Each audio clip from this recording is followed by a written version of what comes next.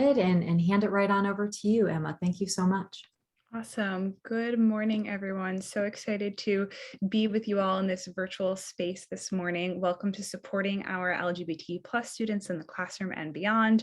My name is Emma Morcone. My pronouns are she, her, hers, and I serve as both the LGBTQ coordinator and the Title IX coordinator at SUNY New Paltz, focusing, of course, on my role as LGBTQ coordinator for this presentation. I have the privilege of serving as SUNY New Paltz's first LGBTQ coordinator. So when I stepped into this role about 4 or 5 years ago, New Paltz previously didn't have the position of LGBTQ coordinator on their campus. So it was a really exciting time for me to invent different programs, assess the needs of our campus.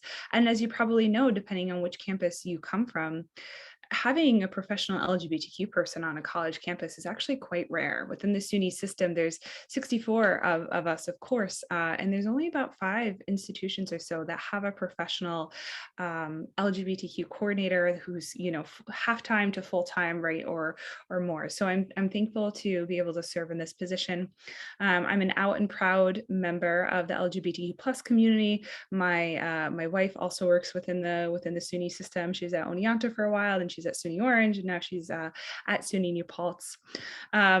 I also, in addition to serving as LGBTQ coordinator at SUNY New Paltz, I also provide trainings and serve as a consultant for our local LGBTQ center in Kingston, New York, where I provide trainings and workshops to local community organizations, non-for-profit companies, schools, anyone who wants to give any kind of training presentation to their employees to boost LGBTQ inclusivity and kind of some things to be mindful of.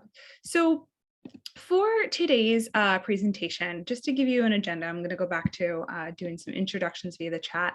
What I'm going to do today is I'm going to give you kind of a basic review, a broad overview of some topics that I feel like are essential.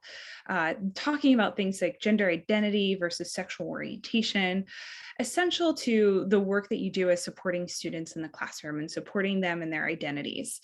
This might be a review for some of you, and that's okay. We will dive a little bit deeper later in the presentation. This also might be brand new to you today, and that's okay too. We welcome you here today in this virtual space, no matter where you are at in your learning journey. I'm going to spend a little bit of time talking about terminology as well. Sometimes terminology can feel really overwhelming. That's often what people share they struggle with the most. Is terminology, definitions, and we're definitely going to be talking about pronouns as well. That's a hot topic and so essential if you're doing any kind of work in the classroom or work with groups of students. We're going to talk a little bit about pronouns, and I'll give you some tips and tricks to make navigating the conversation around pronouns a little bit easier.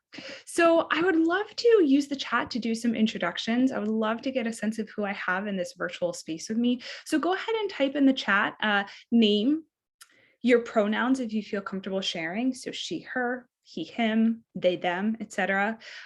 Whatever institution or school you're from, and then your role at that institution.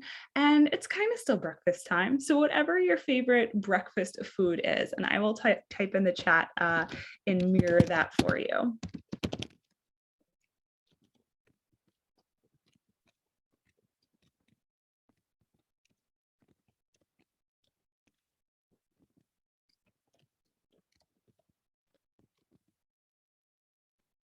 Awesome, great. I see some things coming in. Bagels, protein shakes, great, great, great. Marie, I'm right there with you. Eggs Benedict with a mimosa, yes, yes, yes, yes. Bagel thin with peanut butter, great.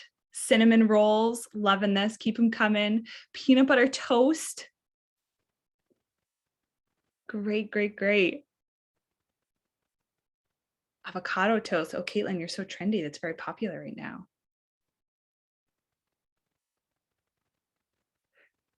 Great. Avocado toast. Don't worry, we'll talk more about pronouns. A banana smoothie. Yes. Bagel with cream cheese this morning. Thank you, Andrew.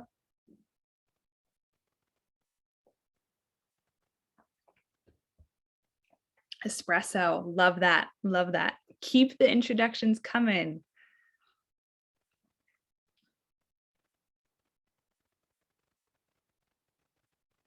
Cinnamon rolls. Yes. Excellent. Scrambled eggs. Great, great, great. Wonderful. Keep the introductions coming. I have the chat up, so I'm seeing them. I'm seeing all your delicious breakfast foods. I am gonna move on, but I'm watching the chat. Oh, I see eggs and pancakes coming in, Belgian waffles. Awesome. Fresh fruit, blueberries, and really strong coffee. Love that. Great, great, great. Keep them coming. I love this. Thank you for introducing yourself. I think that there's so many benefits to doing virtual presentations and virtual conferences. I think it makes it so accessible for campuses who have any kind of financial struggle, who doesn't right now after the COVID pandemic. It really makes it so much easier to have these conversations. But I miss getting to really connect with people in person. So thank you for doing those introductions. And I'll be asking you questions throughout the presentation. I'm going to use the chat feature as a way to kind of engage the conversation so it feels a little bit more interactive this morning. All right, so what I'm going to dive into first is kind of teasing apart the difference of gender identity and sexual orientation, because a lot of times people get these confused, these two distinct categories, right? So I'm going to play a quick clip. This is from the documentary Gender Revolution with Katie Couric. National Geographic put this out probably about 4 or 5 years ago. It was available on Netflix for a period of time. I don't know if it currently is. I know our library has it to stream. Some of the information is a little outdated. Like I said, it's about 5 years old. But if you consider yourself to be a beginner on topics of gender and gender identity, or the transgender community, or the intersex community, definitely consider giving this documentary a watch. It's about 2 hours, but it's jam-packed with a lot of information. Katie Couric interviews people of all different identities, backgrounds, kids, older adults, surgeons and doctors who perform gender-affirming surgeries. So definitely a great resource. But for the purpose of today's conversation, I'm going to play this quick clip for you all. Let's unpack this whole gender conversation. You use a device or a character called the genderbread man. Person. Oh, sorry. Oh, sorry. The genderbread person. It's okay. I found it really helpful to think about gender in a few different distinct categories. Gender identity, how you define your gender and how you see yourself. Gender expression, the different ways that we present or perform gender through our actions, our dress, and our demeanor, and biological sex or anatomical sex, the physical characteristics that make up our body that in many people's minds equal gender, but don't. So gender expression is the way you present yourself to the world. So you could be talking about the way you dress. Yeah. The way you comb your hair. Or don't. Or use product. Yeah. So everything kind of as it relates to the outside world, yeah, right? Yeah, that's a perfect way of thinking about it. So even just, okay, so this is funny. The way that I'm sitting right now is a very feminine expression of sitting, because like how we sit is gendered, right? And meanwhile, I'm kind of man-spreading. Yeah, you're man-spreading. You're not even giving me enough room to properly man-spread over here. This is the man cross, the masculine way of crossing a leg. This is just uncomfortable for me. Feels like so much. It feels good to me. Yeah? Yeah, it's like yoga. Okay, now let's do the girl. Okay. So gender is different than sexual orientation. Yeah. But a lot of people get them confused. Yeah. Gender is who you go to bed as. Sexual orientation is who you go to bed with. So if you haven't heard that one's important. So let's talk about penises and vaginas, shall we? Yeah, we might as well. Let's just go right there. If you haven't already talked about penises and vaginas, we need to talk about penises and vaginas, because that's what everybody always thinks. Like immediately, as soon as you say gender, anybody who's walking by right now who's hearing us say the word gender, the first thing that's popping into their mind is external genitalia. They're thinking about penises and vaginas.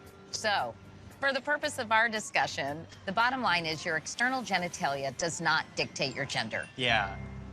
Wait a second. Can you rewind that? The bottom line is your external genitalia does not dictate your gender. Yeah. I mean, that I couldn't have said it better. All right. So let's talk a little bit more about those topics. And again, if you've attended an LGBTQ training before, you probably know a lot of this information, but it's important to cover the basics before we dive in a little bit deeper. So Expanding on some of the things that they discussed in that clip, I have the gender unicorn up on the screen. I think this is a really helpful visual representation. In the clip, they use the genderbread person. This is the gender unicorn, really, really quite the same thing. So let's talk about these kind of four distinct categories, right? We have gender identity, gender expression, sex assigned at birth, and then sexual orientation. So if we look at our little unicorn friend over here, you see the little chat bubble with the little rainbow, right? Coming out of their head, coming out of their brain. That refers to gender identity, right? The gender in which someone identifies as, whether that's male or female or other genders, right? And we're going to talk more about that later. It's important to know that we all have a gender identity, right? We all have a gender identity, whether or not we've been privileged enough to have to think about this on a day-to-day basis, right? We all have a gender that we identify as, whether it's, man or woman or non-binary, we all have a gender identity. That dotted green line pointing to the outside of the unicorn's body, that refers to someone's gender expression, the way that we express or communicate our gender to the outside world. And just like the video said, this can be done the way that we style our hair, makeup that we wear or don't wear, the clothes that we wear. It can also be things like the way we use our voice. Are we making our voice deeper or higher, right? Ways that we communicate our gender or express our gender, right, to the outside world. And then you see down in between the little unicorn's legs, we have sex assigned from birth, right? Female, male, intersex. And this sex assigned at birth can be different from someone's gender identity, right? So typically in the United States, right, although this is changing a little bit, right, on a birth certificate, a baby is born, they're either male or female. However, it's important to acknowledge that babies are also born intersex, and intersex just refers to a variety of medical conditions in which a baby is not born distinguishably male or female. So this can be because of a number of things, right? It can be external genitalia, internal reproductive organs, chromosomes, right? There's a variety of medical conditions that could cause this. However, it's a lot more common than we think. In the United States, approximately every 1 in 2,000 babies is born intersex, 1 in every 2,000. That's the same rate as redheads, right? So it's actually quite common, even though it's really not frequently discussed. Sometimes if a baby is born intersex, parents will make a decision to do gender reassignment surgeries on that baby to kind of make them fit into one of those male-female molds. And sometimes they get it right, and that's the gender that they identify as. And that's all I'll say for intersex for today's conversation, but definitely if it's something you are not familiar with, it's a really fascinating topic because again, it's not really talked about too much. So switching over to sexual orientation, right? The two little hearts. Who someone is romantically, sexually, physically, emotionally attracted to, right? Sexual orientation. And we're going to talk more about some examples of sexual orientation when we get to the terminology aspect. But again, sexual orientation is different from our gender and our gender expression. And they don't have any kind of overlap in that sense. So any questions so far? Drop them in the chat if you do have questions. I'm going to move on to terminology.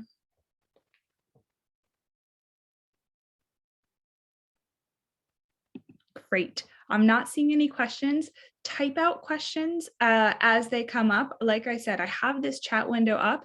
So even if even if I don't answer your question immediately, I promise I will address it when I'm done with that thought or that section. But definitely keep them coming.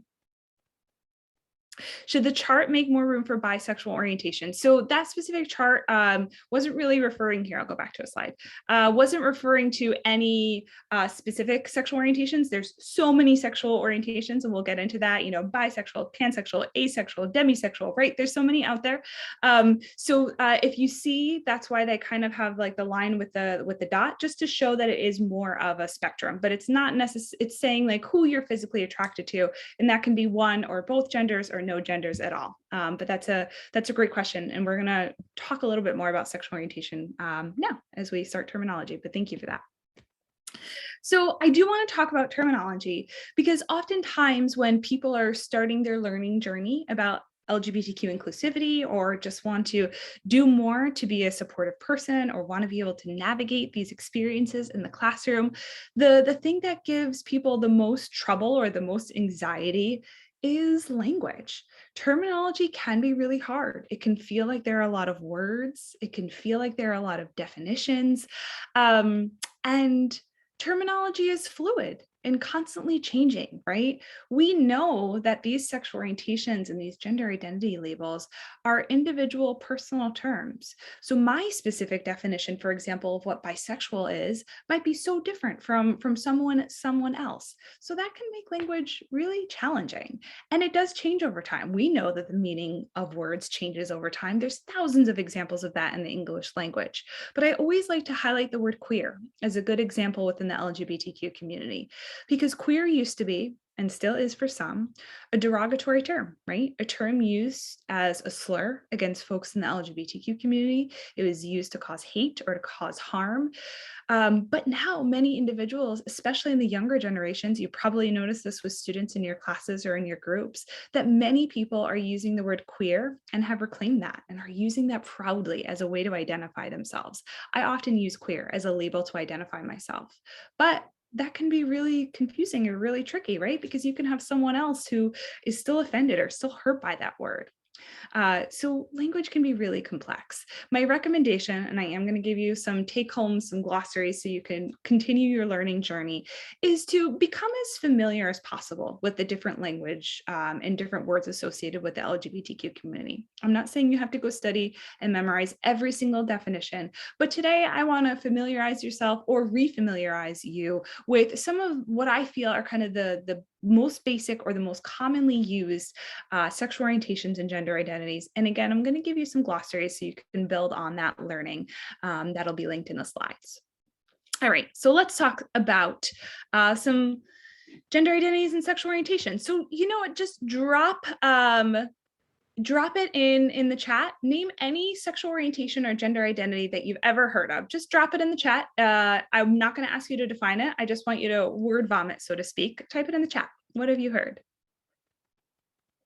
Yes, we used to, I was looking at the chat. Yep. Thank you, Megumi. We used to chat. We are here. We are queer. Yes, definitely. Definitely. Yeah, that's a great example. People use that proudly for sure.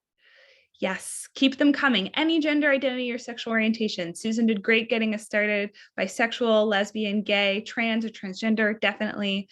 Bisexual, pansexual or gay. Thank you, Chris. Asexual, gender nonconforming. Excellent, excellent. Great, great, great. Keep them coming if you can think of any others.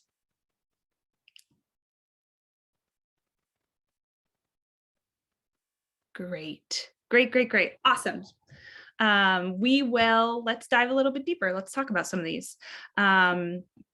So I'm going to start with sexual orientation first. Remember, we have these two distinct categories, but I'm going to focus on sexual orientation first. And you probably, at least these first three, are probably pretty familiar with these terms. Lesbian is a sexual orientation or an identity label for women who have physical, sexual, romantic attractions to other women. So women who are attracted to other women. Gay, definitely a word we've heard before. Gay can sometimes be a little confusing. There can be sometimes two definitions.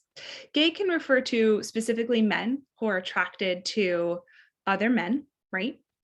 Gay also used to be used, not so much anymore, but used to be used also as an umbrella term, right? To refer to anyone who is attracted to the same gender, right? And you probably, excuse me, used to hear of things like the Gay Pride Parade or Gay Pride Month, right? It used to be an umbrella term.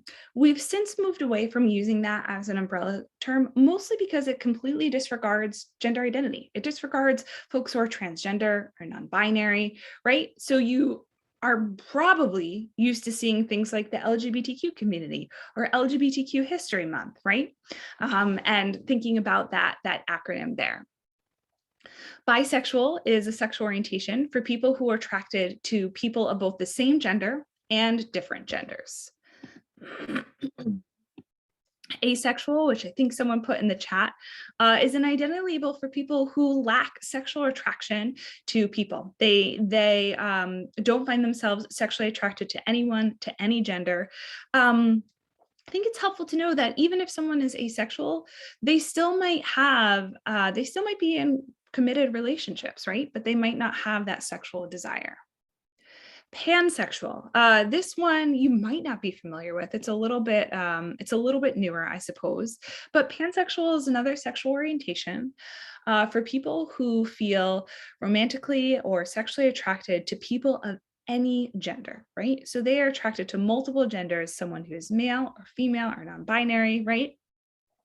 The biggest thing about pansexual, and again, people have different definitions in the ways that they define things, but the biggest definition or things that set someone who's pansexual apart is oftentimes gender is not relevant in their attraction to someone else. Gender does not necessarily play a role. Sometimes they might say that I'm gender blind, meaning that gender, whatever gender someone identifies as, doesn't necessarily play a role or have a factor in whether or not they're romantically or sexually attracted to another individual.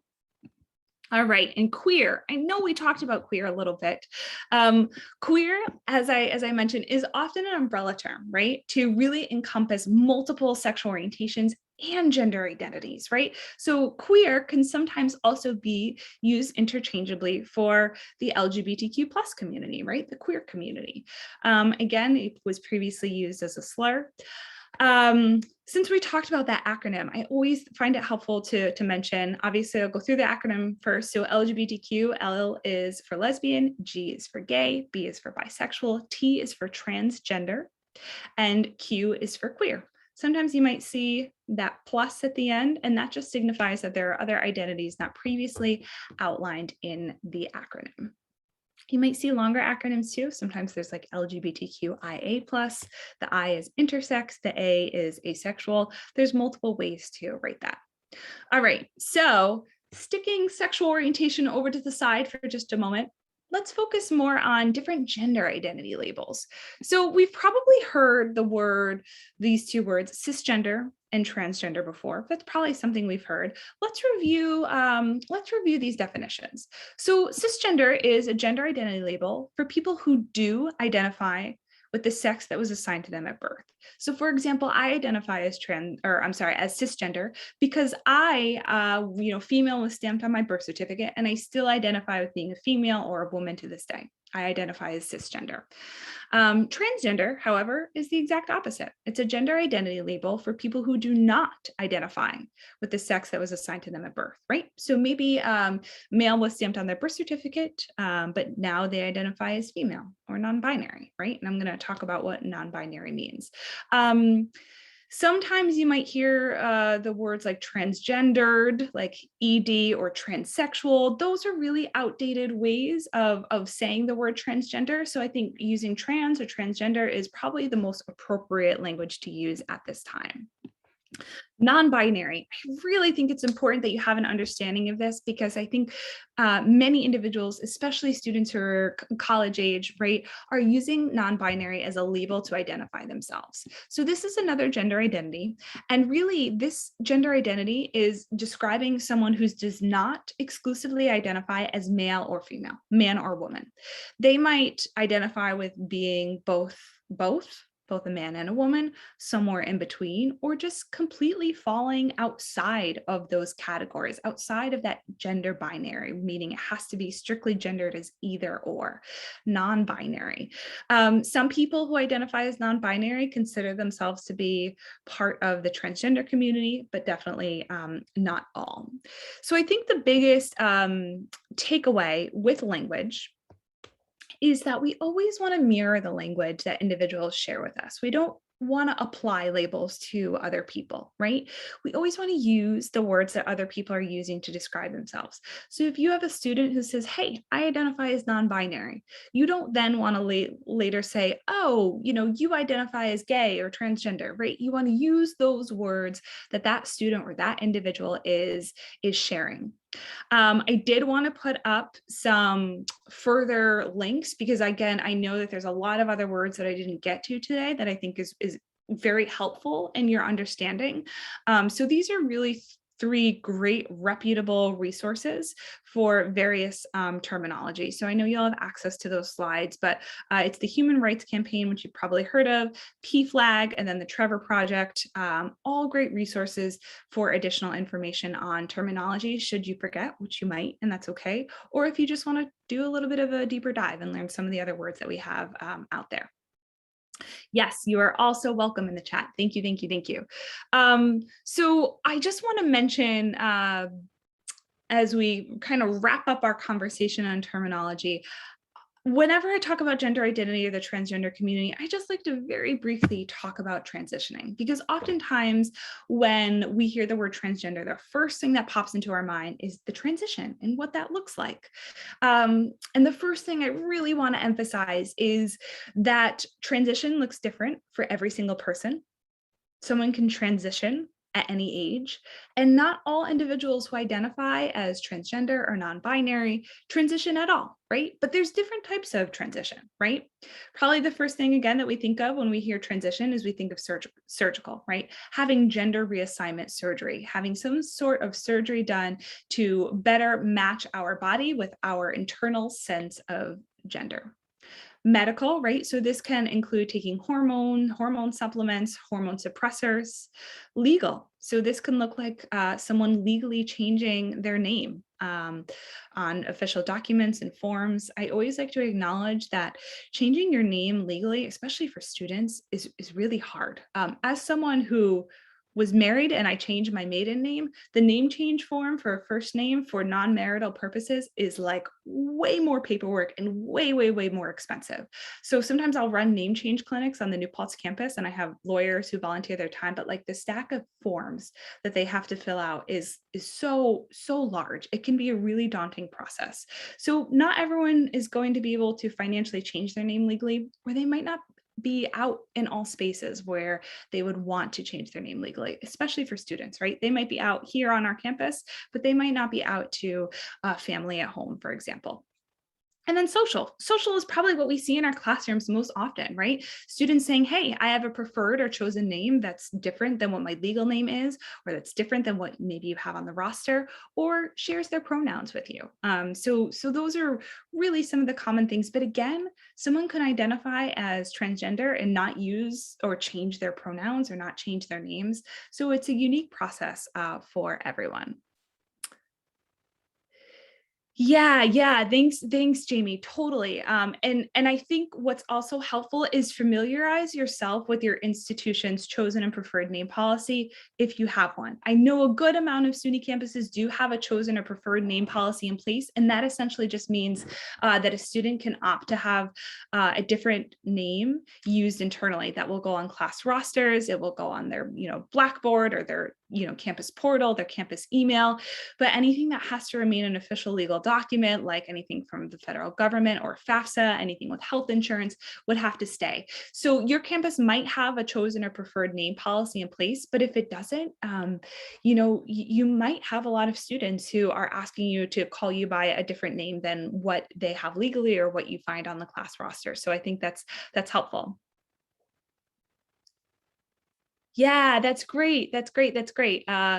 Marie shared about some practices that they use in Moodle about allowing options to have students list name and pronouns. That's so great. I love that. And we are going to talk next about pronouns, actually. So thank you for Marie for kind of segueing us into our next topic of conversation. Before we dive into pronouns, because I do want to spend some time talking about that, any questions on anything I've shared thus far?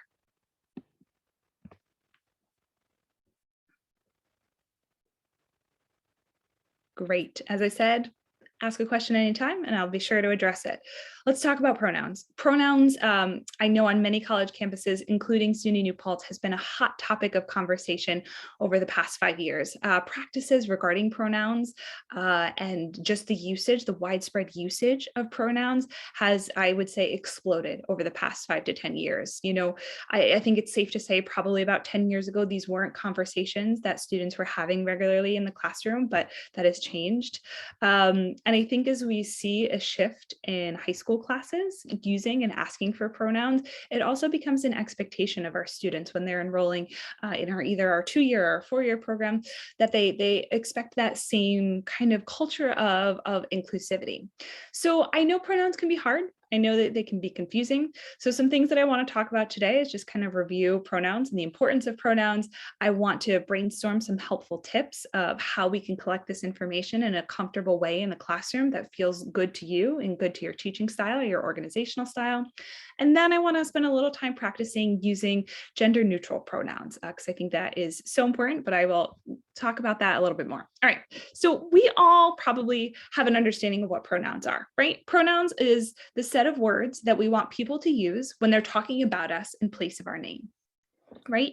So if you wanted to talk about me, I already said that, hey, my name is Emma, my pronouns are she, her, hers. You might say, hey, I went to Emma's presentation today. She really wasn't a good speaker. She was kind of boring, right? Whatever, right? Those set of words that you use to describe someone in place of their name.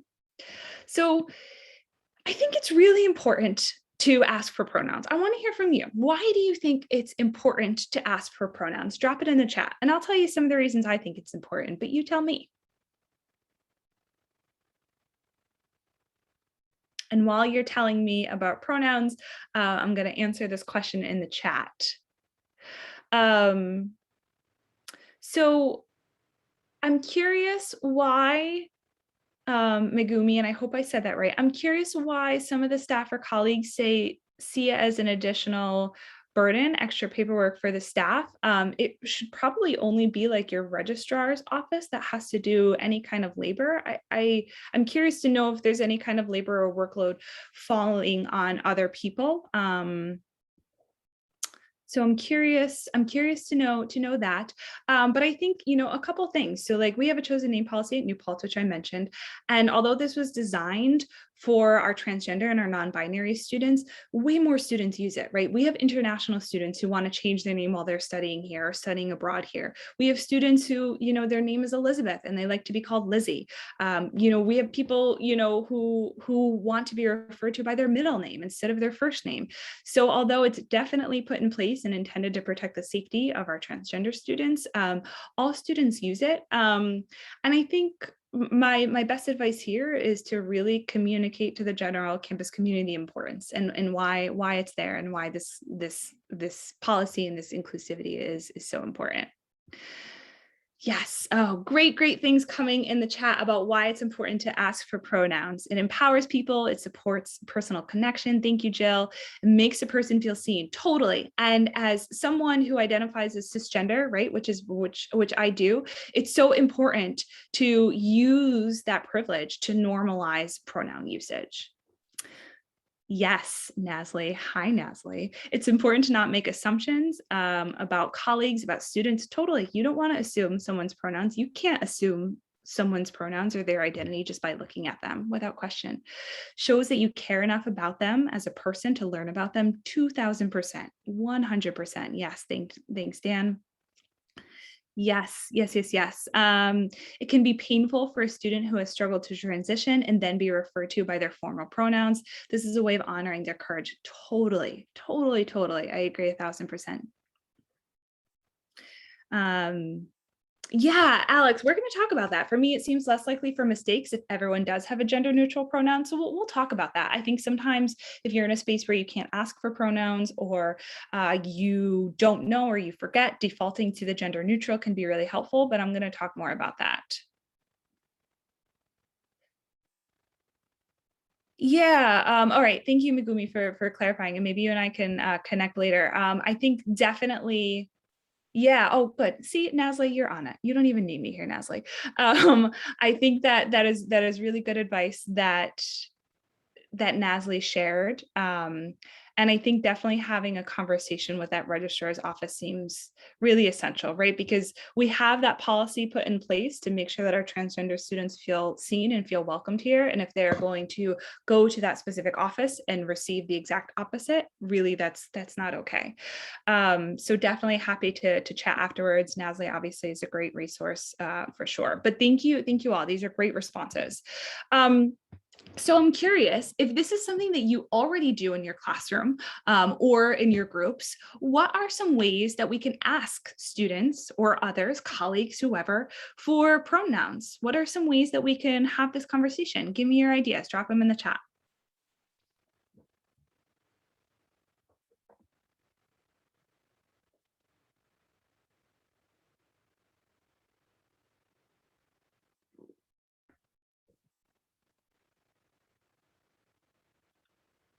Yes, definitely. Thanks, Nasli. Model it for students, introduce yourself first. This is also a really powerful tool if you're meeting with someone individually. Hey, my name is Emma, use she, her pronouns, right?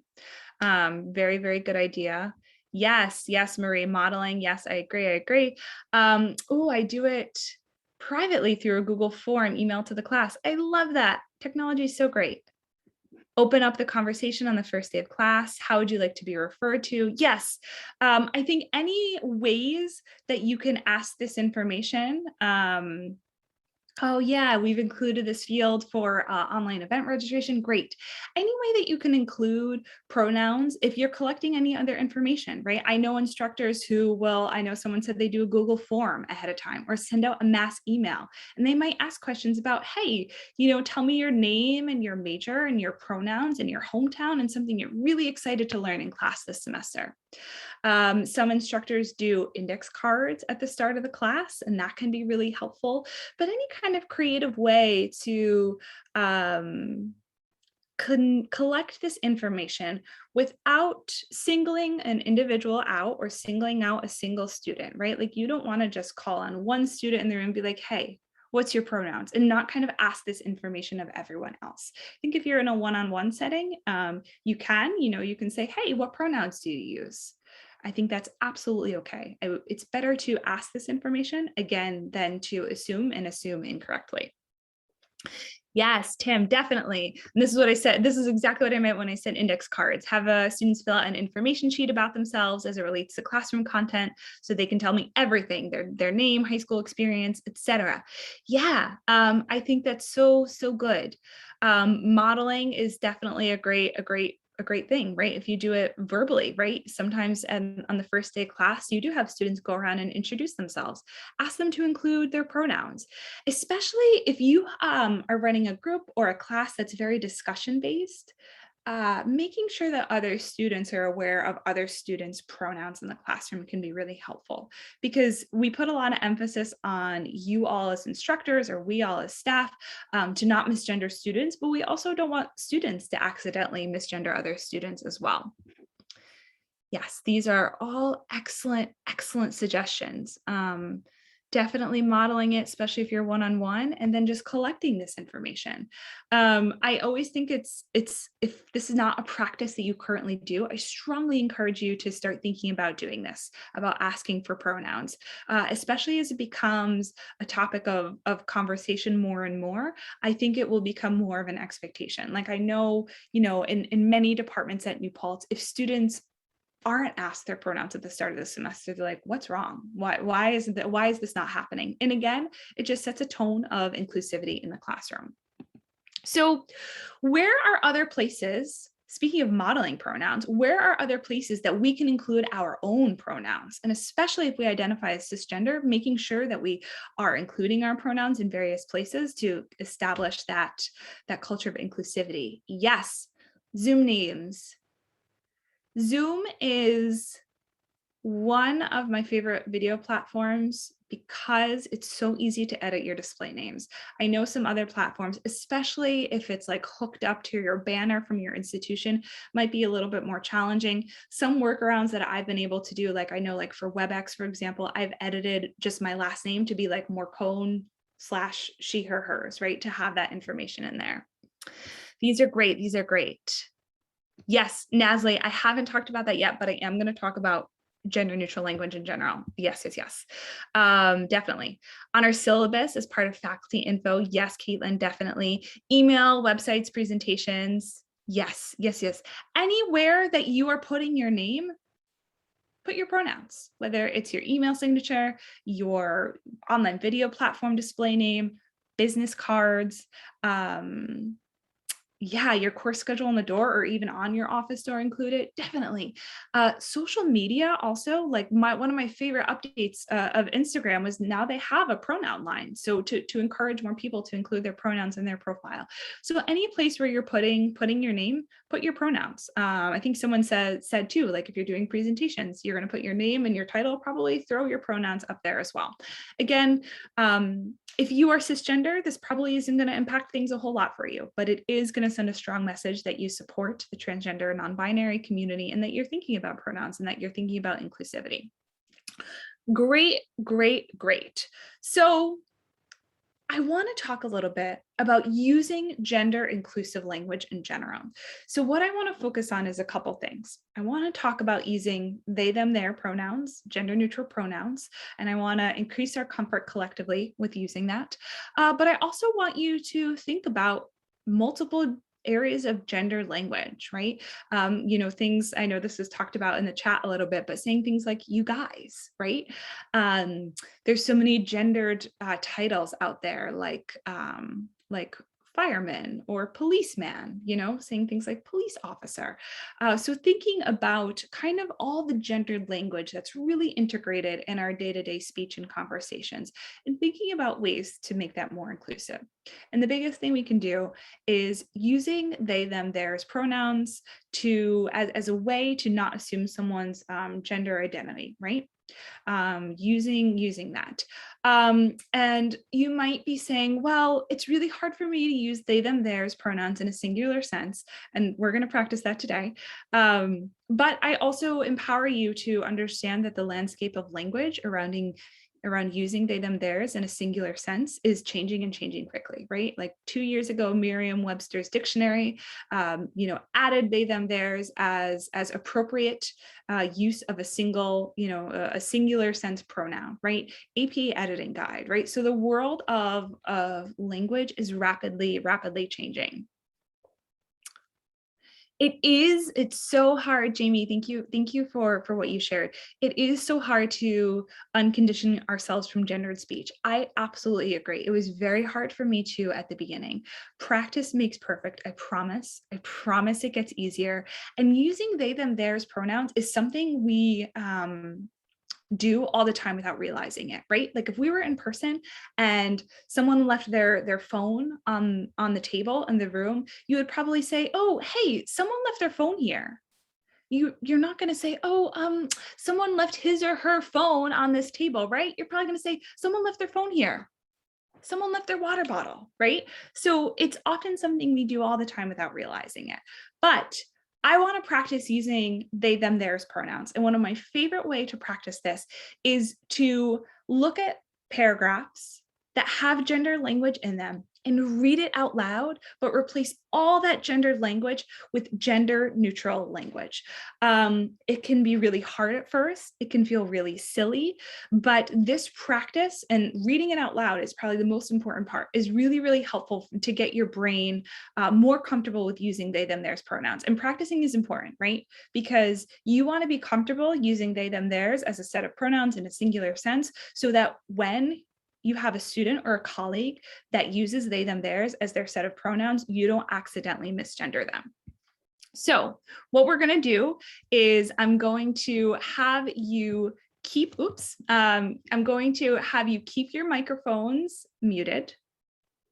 And I'm going to put various passages or paragraphs out loud up on the screen, and I want you to read it out loud to yourself. So make sure you're on mute and read the passages out loud to yourself, and any gendered language that you see in there, I want you to replace that with gender neutral language. All right, so again, I'm going to put something up on the screen. It's going to have gendered language. You're going to make sure your microphone is muted, read it out loud, and I will do it for you, but I'm going to put it up on the screen and I'm going to give you the chance to read it out loud yourself. So I want to see all of your little lips moving as we do this. All right, so the first one is up on screen. So again, read this out loud to yourself and replace all of the gendered language with gender neutral language. So all the she's and the hers replace with they, them, theirs. So take a second.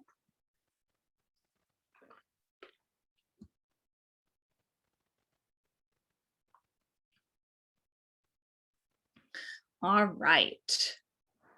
So I see most of you are done, but you have these slides you can practice a little bit more after. But they wanted to register for their classes. They wanted classes in their major, right?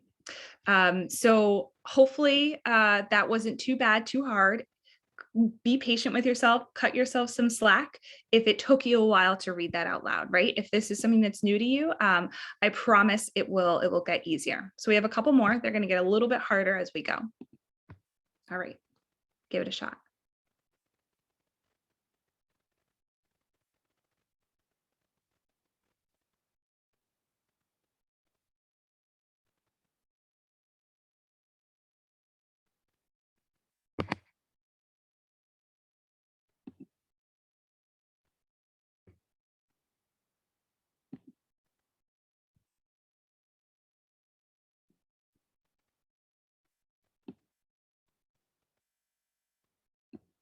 All right. So I know I see some of you still talking, but this one was a little bit harder. So they went to the library to pick up their books, but they forgot their ID in their apartment. Their parent warned them this would happen as they are known for being forgetful. It was up to them to go get it.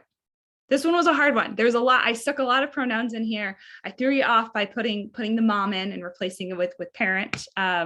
Good job. And again, this is a long one. This I intentionally put a lot of pronouns. Most sentences, as you know, aren't written with so many pronouns. But for the purposes of today, I wanted to give you a challenge. All right, we have two more, I think.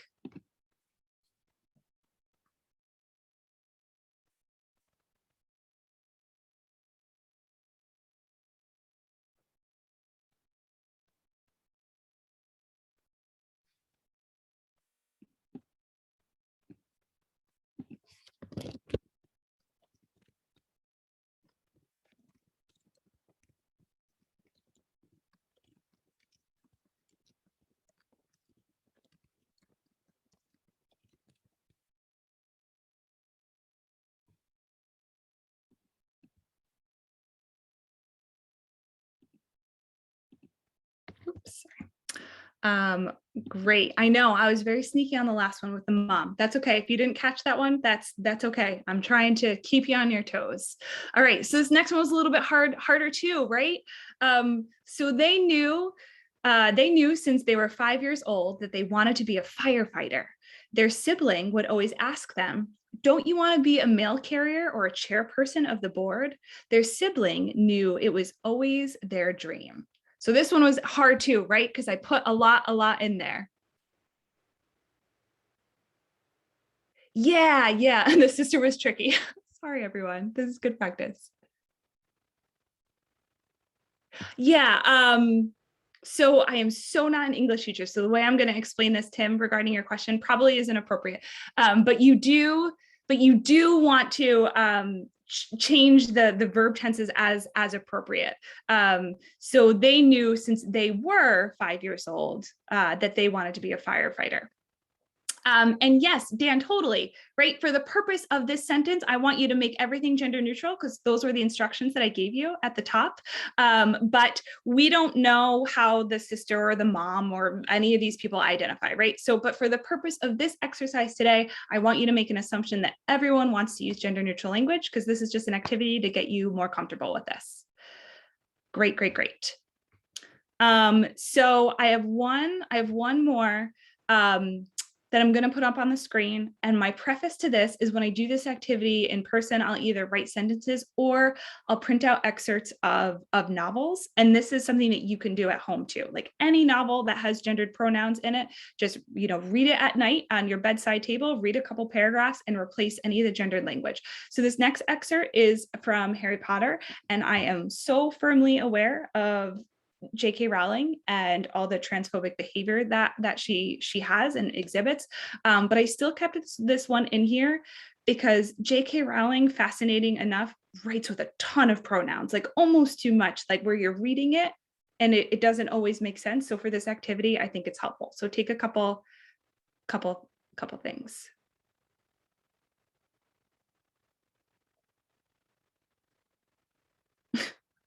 I see the chat. Very funny, everyone. Yes, yes, yes, yes. Tim, they gave up fishing and became a vegetarian. Great, excellent.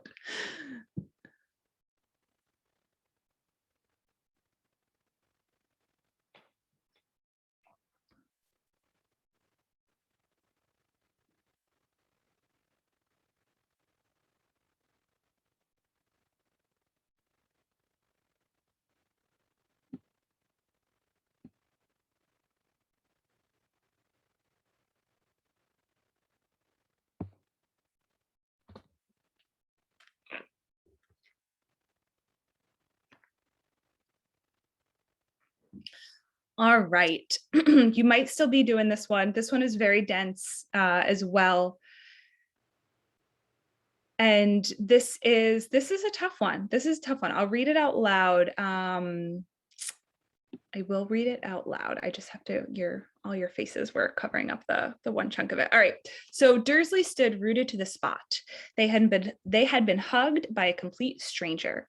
They also thought they had been called a muggle, whatever that was. They were rattled. They hurried to their car and set off for home, hoping they were imagining things, which they had never hoped before because they didn't approve of imagination. As they pulled into the driveway of number 4, the first thing they saw, and it didn't improve their mood, was the tabby cat they'd spotted that morning. It was now sitting on their garden wall. They were sure it was the same one. It had the same markings around its eyes. Yes, so this is a tough one. So I'm glad that you're all answering your own questions in the chat. Excellent. And you're right? So not every word is going to have like a clean, there's no right standard way to say something as gender neutral.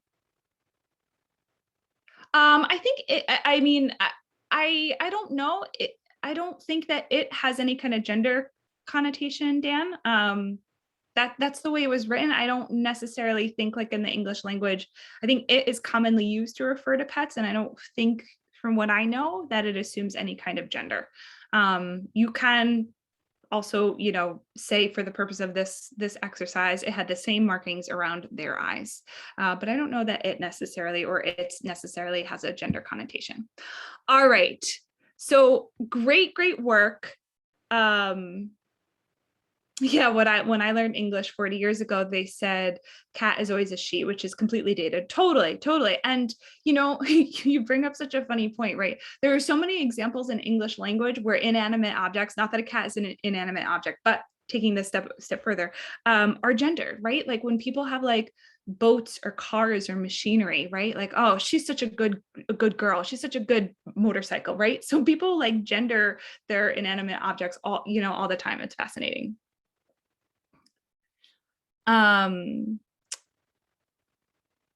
Yeah, my pets are always misgendered. People assume cats are girls and dogs are boys. Good boy.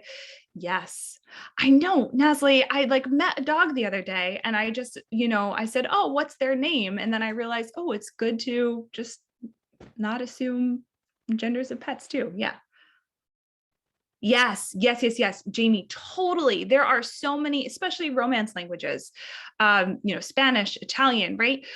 Where so many words are very, very gendered. Yes, definitely. Alex, okay, so you never got pronouns. I hope this was helpful today. I would avoid using it just because that's not really a typical set of pronouns. If you want to use something that's gender neutral, you can use they, them, theirs. But there might be people who could see you using it as being hurtful or that you're not taking the conversation seriously. That's just my piece of advice. But use any set of pronouns that you are most comfortable using. Yes. Yeah, right. And there's so many. Yes, I like that they, them, theirs better. Yeah, me too, Alex. That's awesome. Great. Yes, there's so many examples in different languages of gendered language, even in the United States. Yeah, exactly, Michael. So well said. It can provide the connotation that the person is being treated as an object or just seen as inferior. Definitely.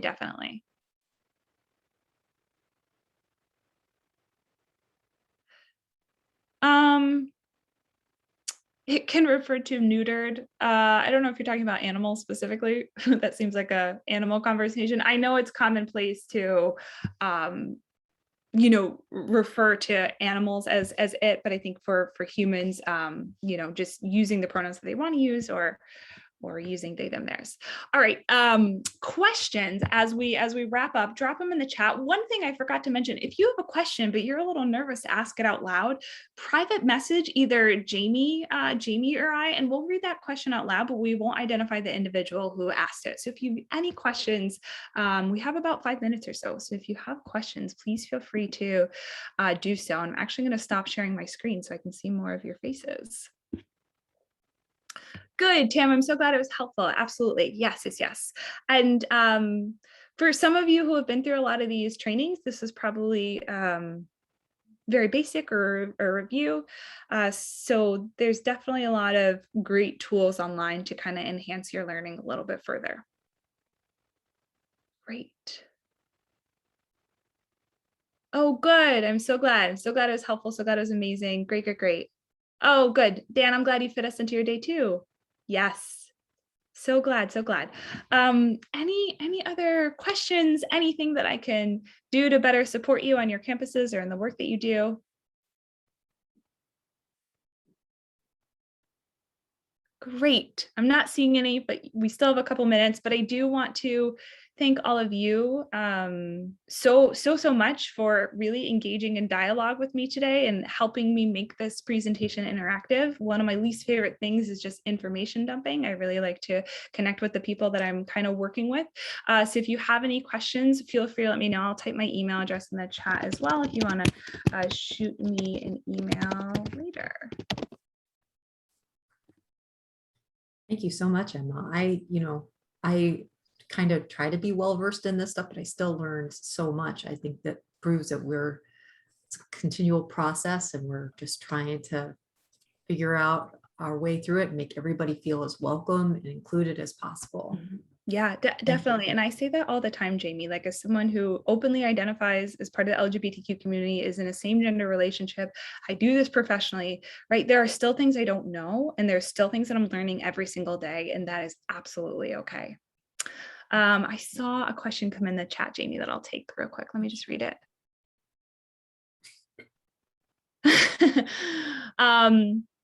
Yeah, I would like to know a good way to have a conversation with colleagues in a non-confrontational way is to not harden their position. Yeah, so a couple of tips that I like to offer.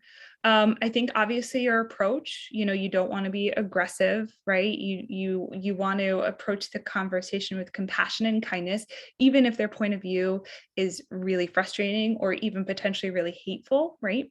I think a lot of times people are afraid of what they don't know. So I think a lot of this behavior that is homophobic or transphobic can be tied back to a lack of education. So a couple of tips that I can offer you is focus on having empathy towards students, right? Because in whatever role that we serve on our campuses, our main focus is to best serve our students and serve students as a whole, right?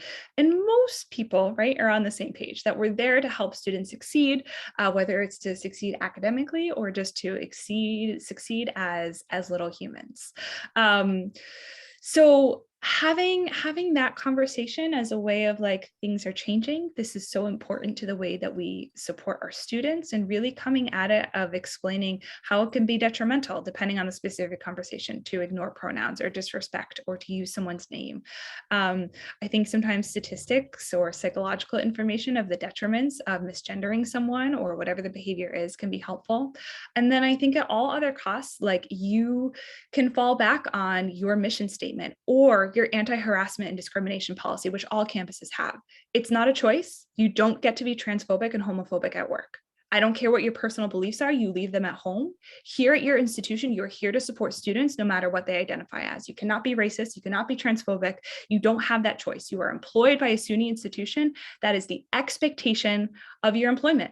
And we also live in New York State, right? So we have two laws that protect individuals because of their sexual orientation, and we have gender, right? That means you can't discriminate individuals because of their gender identity, their gender expression. So not only is it a legal expectation, it's an expectation of the campus, right? And hopefully there are folks in HR or higher up that really are enforcing those ideas. Yes, Tim, I agree. Your dog is also adorable. Their grand dog, love it. Yes.